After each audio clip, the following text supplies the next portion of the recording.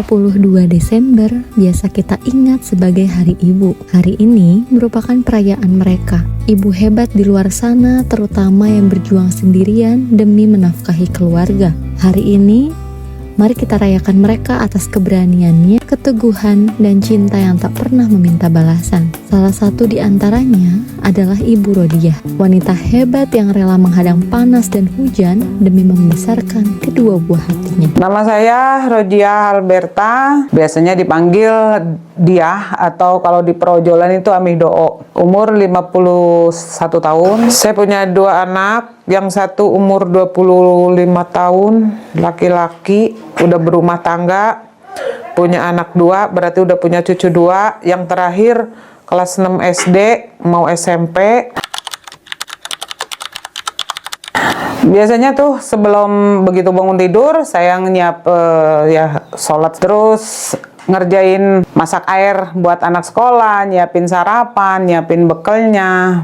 Setelah itu nyuci piring, masak, nyapu, dan berikutnya jam 9, jam 10 udah beres, baru saya on beat. Tahun 2013 saya menjadi single parent, membesarkan anak seorang diri mulai dari nol sampai sekarang, alhamdulillah masih diberi kesehatan dan diberi rezeki. Tahun 2013 saya anak yang bungsu, tanggal 30 September melahirin anak yang bungsu. Saya berjuang sendiri di rumah sakit sampai saat melahirin, sampai saat ini orang tua bapaknya anak itu nggak tahu kemana, sampai anak nanya waktu kemarin TK, nanya ayah aku di mana, aku punya ayah enggak, karena di sekolahan ditanya nama ayah, nama ibu, begitu ditanya nama ibu jawab, begitu nama ayah nggak bisa jawab. Begitu saya jemput ke sekolahan, dia nangis. Saya nggak bisa nangis, nggak bisa apa, saya jelasin, kamu masih punya ayah, tapi nggak tahu di mana ayah kamu. Kalau seandainya Dede nanti pengen ketemu ayah, insya Allah nanti sama mama dicariin ayahnya. Apa aku masih punya saudara yang lain mah dari ayah masih ada, tapi nanti aja kalau seandainya Dede pengen tahu keluarga ayah Dede, insya Allah nanti sama mama dianterin. Nanti kalau seandainya ketemu ayah, nggak boleh dendam, nggak boleh benci lah. Paling berat itu banyak sih ya. Dari yang satu masuk SMP, yang satu baru mau lahir. Dari situ kita berjuang sendiri. Sebelum jadi ojol, dulu ibu bekerja sebagai cuci baju di kosan, nyetrika, sampai jualan. Nah, dari jualan itu sampai COVID ya. Setelah COVID saya baru tahun 2018 lah saya ojol. Pernah kalau di saat waktu saya sakit, saya kan berusaha pernah ya nyari ke sana sama anak ke sana. Pas begitu saya pulang nyari, saya baru nyampe rumah langsung sakit. Saya dirawat di rumah sakit kena DBD. Posisi anak saya itu yang kecil itu masih sama sakit ya. Saya 3-4 hari lah, 5 hari saya dirawat. Begitu saya pulang dari rumah sakit Auri itu, malamnya anak saya masuk ke Bromis juga. Itu 2 minggu sebelum Lebaran.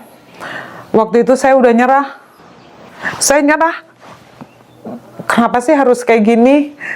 Saya udah nggak punya kerjaannya sebelum jadi ojol itu. Saya udah nggak punya kerjaan. Saya dari mana biaya sehari-hari? Karena saya nggak punya kerjaan, karena bapaknya nggak ada kabar sama sekali. Saya nggak berani ngomong ke keluarga, ke adik atau ke kakak saya, nggak pernah cerita. Nggak punya beras, buruh masukin kerupuk ke tetangga waktu itu tuh. Buat apa? Cuman buat makan. Saya nggak berani ngomong ke siapapun. Insya Allah saya putus asa waktu itu, pernah sempat kayak gini. Anak saya mau dikasihin ke keluarga lah. Saya mau pergi, mau cari kerja jauh gitu ya. Nah udah gitu saya astagfirullah, saya istighfar lagi. Saya harus kuat, saya yakin tanpa seorang suami gitu, saya insya Allah mampu. Nah alhamdulillah dari situ saya bangkit. Yang tadinya sakit-sakitan, benar-benar sakit. Dari situ saya begitu bangkit, saya langsung alhamdulillah bangkit. Saya apapun saya akan kerjain. Ada yang mau nyuruh nyetrika, saya kerjain demi anak. Alhamdulillah anak sampai sampai sekarang ini, terus sampai saya ojol gitu. Prosesnya berat sekali, tapi karena keberatan itu dijalanin dengan ikhlas, alhamdulillah lancar. Dulu waktu masuk sekolah anak kan ke swasta ya, harus sekian juta. Alhamdulillah sih dari adik, dari saudara lah ada bantuan yang buat sehari-hari. Yang dibantu itu buat bayar kayak DSP, terus yang buat sehari-hari itu kan ya itulah dari kita nyuci apa segala tetek bengek kayak gitu, ada yang nyuruh apa buat sehari-hari, buat makan apa segala kayak gitu. Ya alhamdulillah kita berjuang sih ya. Jadi terus alhamdulillahnya anak itu bisa diajak prihatin gitu kan. Cuman pesen kadang mama cuman ngasih bisa, mama cuman seorang diri besarin kamu, jadi kamu harus bisa irit seirit-irit mungkin, sehemat mungkin. Kalau seandainya dikasih 10.000 sehari, kamu harus bisa nabung. Kamu harus bisa pokoknya harus bisa nabung. Terus kayak sekarang kan udah ada HP, punya pulsa gitu kan. Kamu harus bisa beli kuota sendiri atau nyisipin buat beli parfum sendiri atau hand body kayak gitu aja. Banting tulang, kerja keras, nggak lihat situasi mau hujan, mau panas, demi anak dikorbanin segala-galanya. Yang penting kita anak bisa berpendidikan, bisa sekolah, karena kita kan sebagai orang tua nggak bisa ngasih pendidikan kan, cuman bisa ngasihnya buat makan aja sama berdoa aja gitu, ngasih semangat buat anak. Artinya banyak sekali ya, karena ada ojek online ini, jadi kebantu keuangannya, terus tidak terikat, kita bisa ngurus rumah, bisa istilahnya bisa kemana-mana dulu gitu kan, baru kita fokus ngojek gitu. Pernah, apalagi karena seorang single ya, dibilang seorang janda mah begini-beginilah. Terus ojek online itu, ngojek itu bukan ngojek cuman buat alasan aja, padahal di luar bukan ngojek, suka pergi-pergi sama lelaki, sama pokoknya banyak lah. Cuman ibu pikirnya ambil positifnya aja, yang penting kita keluar rumah niat cari uang, nggak peduli omongan orang lain mau ngomong apa, masa bodoh. Yang penting Tuhan yang tahu. Kalau saya itu keluar cari nafkah, cari rejeki buat anak, jadi nggak peduli omongan orang lain apa.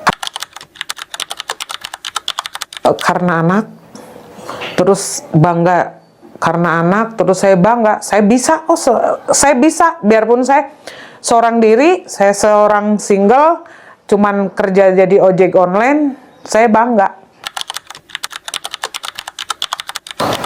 Banyak ya yang selalu inget mah kalau momen-momen kayak kita lagi pada ngumpul bercanda, bari menghayal-hayal gimana gitu ya sama anak-anak gitu. Untuk ibu-ibu yang di luar sana yang seperti saya single, selalu semangat, jangan dengerin omongan orang lain. Kita tetap semangat mencari nafkah untuk keluarga, tetap sehat selalu, lancar rezekinya. Terima kasih Ibu Rodia atas segala keringat yang mengalir, atas kesabaran yang tiada henti, dan pengorbanan yang luar biasa. Selamat Hari Ibu untuk seluruh ibu hebat di luar sana.